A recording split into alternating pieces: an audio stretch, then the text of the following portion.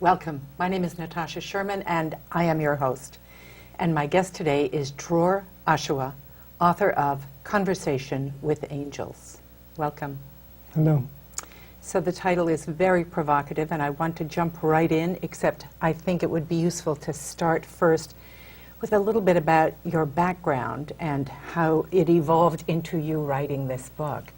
So you are originally from Israel, and you grew up in Israel? Yes, I was born in Israel. I came to the U.S. When I was 26. I went to school in the U.S. And it's interesting that much of who I thought I was through the process of writing the book and even before seemed to be just background for discovering a journey to discover who I really am, and the journey that is still progressing as who we are and what are we doing here. But a little background, I'm a native of Israel. I grew up in a kibbutz, which is a small community up in the north of Israel. Experienced many of what regular Israelis experience going through the army. I was a soldier in 1982 war. And after that, I felt like I needed a break, and I started my journey out. So your identity up until that point was an Israeli who grew up in a kibbutz and was in the Israeli army, which everybody is, yes? Yes. And actually participated in a war. Yes. So you came to the States and to study what and why? The why is a good question, because I wasn't sure at the time. I knew that I needed to find myself, and I knew that Israel was not the place at the time. I studied photography as an art. Art was my passion, and later on I studied psychology at Harvard. That was my other passion, and part of my yearning was to find who I am and what is going on from within. I always had the yearning to discover my inner workings. Yes, yeah. And that was through art and through psychology. Yeah, and I like the word yearning. Yeah. Because it's a compelling force. Yeah. Yeah. It was a passion. It was very powerful. And to be honest, I wasn't aware of many of the workings of the mechanism why I was pushed, but I knew that I needed to do it, and I followed up on that force, on that fire, I would say. Did you at any point intend to do anything with your psychology background? Was it just kind of more of your exploration, or were you planning to work as a psychologist? That's what I thought. I thought I would work as a psychologist. I loved being a student. It was an incredible experience being at Harvard. And through the end part of my studies, I began to feel that it's limited. There's a certain piece of the puzzle that was missing within my studies. I studied creativity and multiple intelligences with Howard Gardner. He's a quite well-known professor at Harvard in the psychology department, and I felt that there was something that was not talked about that creates a certain movement and pushes people within their lives. And one of the things that compelled me to explore more was a conversation I had with Paul Samuelson, who was a Nobel Prize winner for economics in 1972, I believe. And I asked him, I at the time did some work on extraordinary achievements. I was interested in how do people get to that level? And I went to his home in Belmont, and we sat there, and I asked him, like, why you?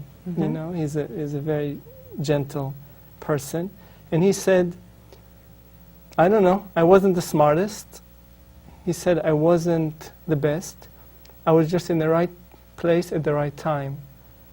And that made me think, you know, it made me think that there's other we think that we are so much in control of what we do within our journeys of life, and we think that we can make things happen by working hard, or and that kind of opened the door for me to explore other possibilities that I later on could look at and realize that there's other workings within our journey called life. So a couple of questions arise, but I seem to remember in what I read that there was some catalyst, that a friend of yours died suddenly, that kind of propelled you more deeply into this inquiry. Did I understand that correctly? Yes, and I feel that for many of us, many of us, that begin the journey inside, we have some sort of a catalyst.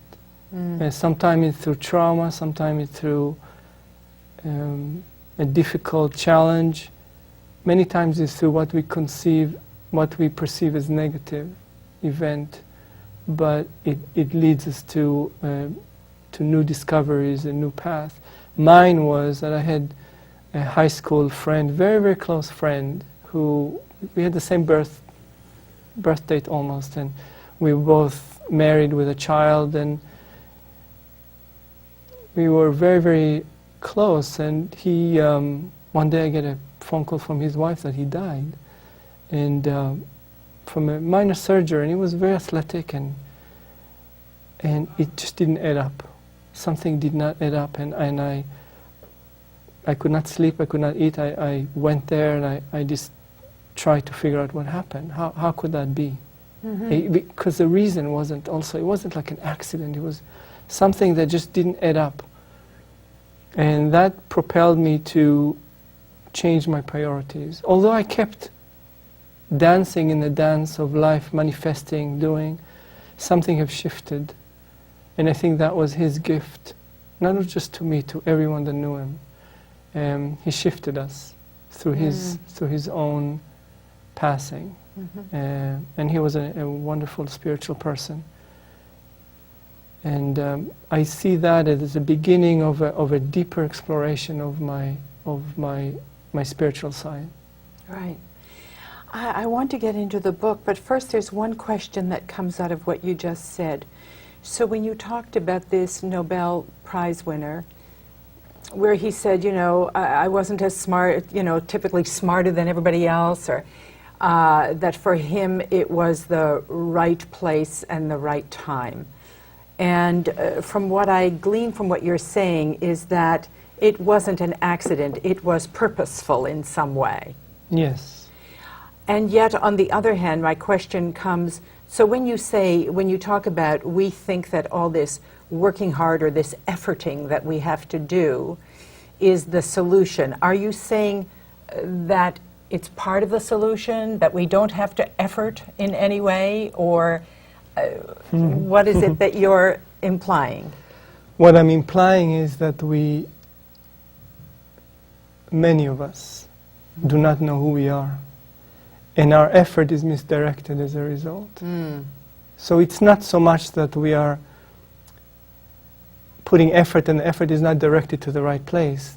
It's just that we do not know where we're going. We do not know where, many of us, we do not know where the effort will take us.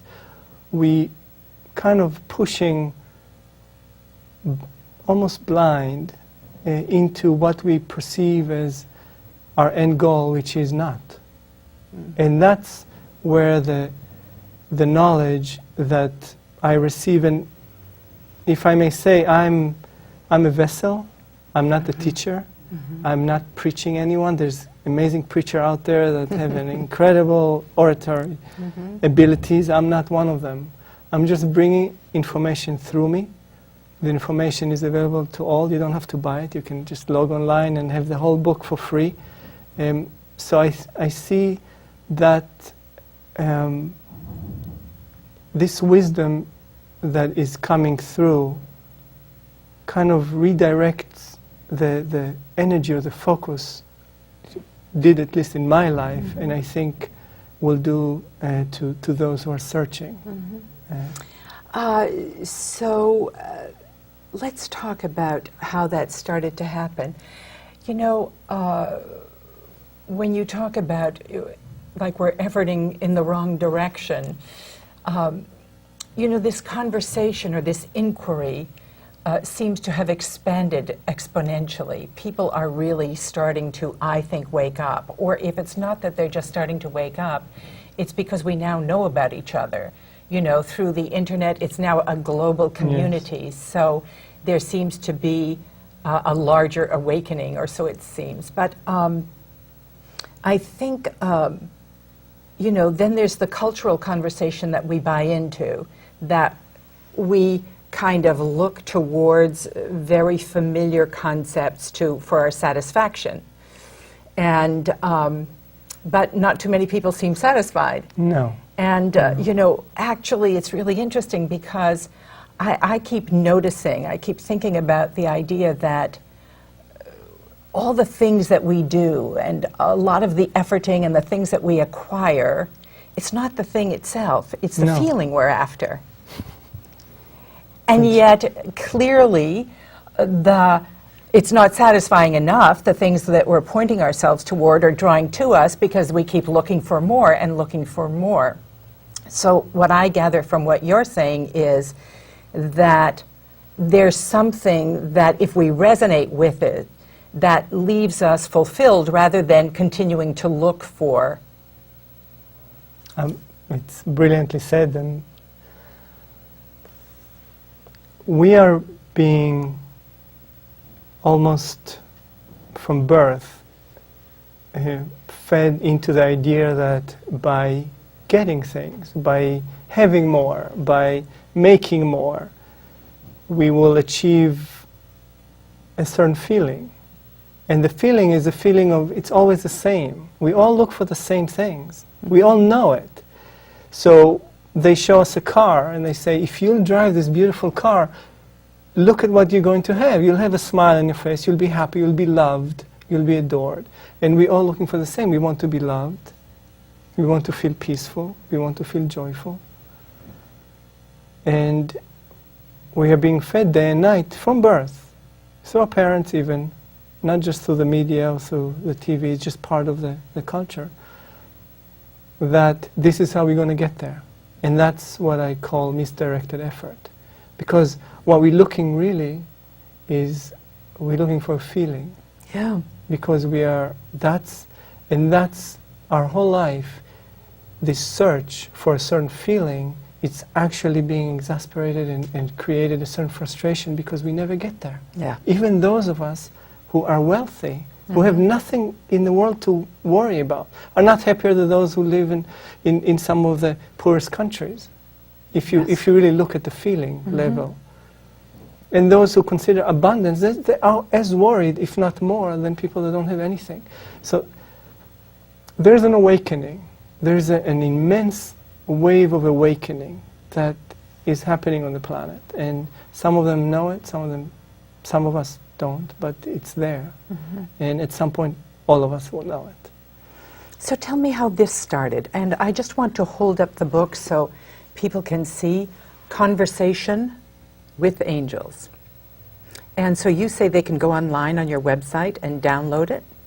Yeah? The whole book there are chapters on the website, and you can read the whole book without paying a penny. And that's pretty generous. Yes, and because I'm not the proprietor of this information, I'm just a vessel. And I feel that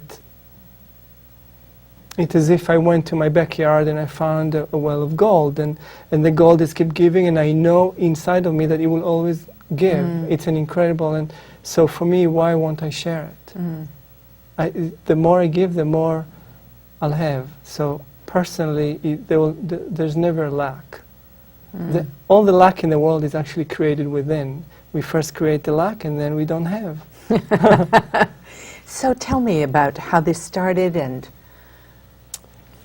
the physical story is that I was trying to write a book for 3 years. Something changed in my life where all of a sudden I had time, and I started exploring my spiritual side. I started writing a book that had to do with trying to explore who I am. And after 3 years, I started reading it back. And I found that it was like, not good. And I was like, oh no. I was like, what did I do? Because I didn't read it. I just kept writing and writing and writing. And then all of a sudden I said, okay, this is the end. Now I need to start reading it back. And when I read it, it just didn't add up. Something wasn't right in the vibration. And I left it and I got a little depressed. I was like, what's going on? Sure. I just wasted 3 years of my life. And then I let go. I'm like, forget it. I'm going to do something else. And then one day, I'm sitting at home in front of my computer, and I heard this familiar voice, which I sound familiar, and I heard it before, but I never really heard it in such a distinct way. And at the time, I was meditating a lot, like hours a day, and I was really going inside. And it was very soon after being in Japan for a few weeks and meditating in Kyoto. So I was in a place where my vibration was very peaceful, and that voice said, no, go to your computer and write what you've being dictated. So I just said, oh, that sounds cool. I didn't even question it. Right. You know, I didn't think, oh, I'm crazy. I just heard this like inner voice, but it sounded like very happy, and I did that. So you just sat at the computer and it kind of flowed through you. My fingers just went on. Wow. And then I read it and I'm like, oh, that's beautiful. And it basically just said, be in a place of love, and it gives me a little paragraph of intention, which I use for every single time I receive messages from the angel, to be ready to receive information that has to do with you. That's what and then I went to Starbucks because I was completely, I loved Starbucks, I still do, although I don't frequent it as often.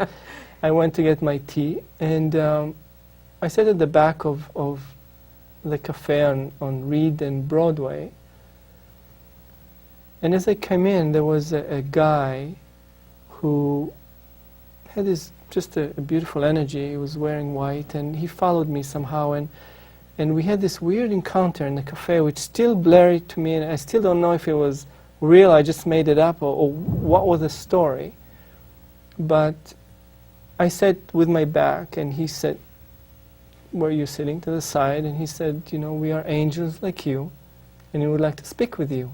And then 2 other guys joined in, and it seemed very surreal. And I was like, I had my Yes, guards. I think it seems surreal. Yeah, yes. it was just because no one ever approached me. In New York, you don't know, because sometimes it was right near Christmas, and you can have like, Sure. you know, they want money for singing, who knows? And I was like, huh, you know, you have this like, Yes. what's going on?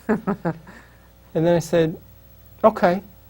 And then everything changed. My reality something have shifted in the room. Everything quieted down. There was this Christmas music, and he started talking. And I remember taking my, you know, pen and pad of paper, and I just wrote it. And I came into a place where I can only describe as not in the reality that we experience in a day-to-day. It was very quiet, very peaceful, very. It's as if there was I was like in a sponge full of cotton or something. I just felt loved, and his voice was amazing. It was just like, oh, this beautiful, beautiful, loving voice, and just low. And I just wrote it, and then I was kind of dazed, and they disappeared. And that was the first time, and that was the first and the only time where they really manifested in a physical form as people. After that, I felt their presence, and I could sense it, because there was only, sometimes there were 12 or 20, there was not always 3, but this was the time where I, you know, they were there. And I couldn't read the message right after. It took me like a day maybe. For you to actually look at it and say, to read it, because it seemed, the words seemed blurry. It just didn't make sense. And then I read it, and I was like, wow, this is really beautiful. And I'm like, wow. And it was a very simple message. It wasn't the first one. It's called the buffet. It's just about choices. It just talks about choices. And we have a buffet, and we can choose this or that. And The next day I read the intention, and they came again, and they came again, and they came again.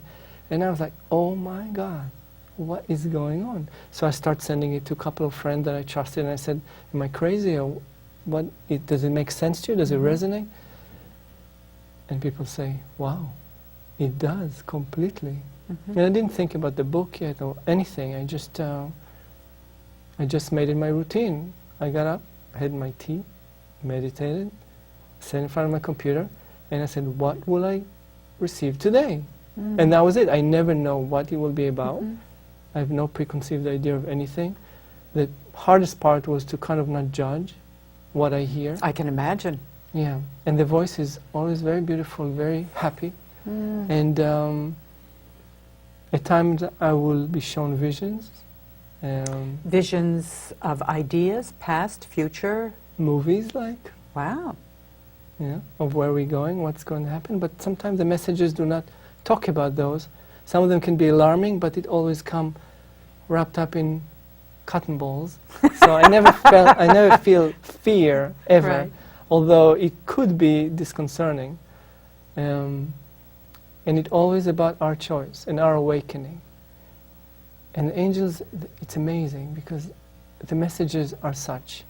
It's time to wake up, to know who you are, because you're coming to a place and a time where you won't have a choice. Better to be prepared and to know what is going on, where your inner guidance will carry you to where you need to be. So it's really about putting you in touch with your inner guidance. To awaken you To awaken to who you you to- are. Who you are. It's as if, let's say a stockbroker or a person that, a business person, would get a phone call from someone and would say, look, I can tell you what's going to happen. I can tell you who you are, what's going to happen in your life, where you're coming from and where you're going. What the ramification of what you are doing on the day-to-day and how best to use your time on this planet. I Would you like not take that call? Yes, yes. It's like, Yes. How best to use, your time on this planet. Wow, wouldn't we all like to know that? and they say, it's time. We haven't been able to connect with you thus far because there was a veil, a wall that is now become thinner, so the communication is enabled, and it's time. And I'm not the only one. There's many healers and people that. out there that bring an amazing information out there. But this information, they say, is not coming from a channel or an entity. It's not, which is interesting to me because I was wondering, was it channeling? Is it an entity that knows everything? And they say no. And they only said it actually in the second book. They said, it's coming from you. And I was like, me? But what about others who read it? He said, it comes from everyone who will ever read it. He said, they say, you're not a person, you're not an individual, you're a group. You are part of a large, large consciousness. You are just one part of it, that exploring through creativity, through life on this planet. You're exploring all faceted of what it means to be a human. You're So not we really a called human. it forth. Yes. So we actually brought it in, and it's us on the other side. So as if we connect to a certain part of us, who is plural apparently, but they say, it's interesting. I asked them, how can we be individual and a group at the same time? And they say, well, in a circle, these contradictions are an everyday occurrence. There's no such, it's not a problem. It's only in your logical, limited, linear reality that everything has to follow another. In our reality, it's all there, all the time. It's all in a circle. And it's up to you to choose. And it's time for you to step into the circle so you know who you are, you know how to use your power. And so much of the book talks about how we've been robbed of our powers, and that it's time for us to wake up, to come back into our power. And when you talk about our power, what does that mean? Because people use the word power quite randomly. Power means one thing, mastery over your own life. It's not the power over other people. Right. It's not the power to control. It's a power over your own journey. And they say, in some of the messages they talk about who we are, and they said, well, your reality is just one big illusion. You think that you're human, you think that you live and die, and you think that that this is what you see and what's there. And they said, we see you as an angel. We don't even see your human body. We see you as vibration. We see you as... Which essentially we are. Yeah, and we see you as geometric forms and shape that has light and have certain scent. And you were never born and you never die. This is just an experience. You're just doing that here on other planets, other systems, but you think that you're this, and you everything. You that. Wow, imagine if we could experience ourselves that way. So that's what you're talking about, experiencing our power, master. Yeah. We can. And the mastery, they talk about how to manifest things, and they say, well, so many of you use your power. You have an amazing power. You create your life from A to Z. Nothing that you have in your life you did not create. Even, and a lot of time there's a lot of humor in the messages, and they say, how could we create that? I mean, we're in such a mess. And they say, well, you created it. You created it, some of it through not knowing, some of it from previous lives, but you still created it, your energy, and you can move away from all of it. And you can move into a place that is what we call heaven, and you can move into a place that is hell. It's your choice. You're in the only system in the universe that does not know, that you are not aware of your divinity. When you're in other system, you're aware of who you are and what you do. Here you're not. This is part of your test here on this planet. And they say, and we're here to shine light on who you are. And it's incredible, the power that they're talking about. And I'm not talking about learning mantras or doing yoga stretches and learning sacred texts. That helps, but they said this is not really how you get there. The awakening is a lot deeper and it can happen right away. And we have 60 seconds for you to tell us how to align ourselves with that.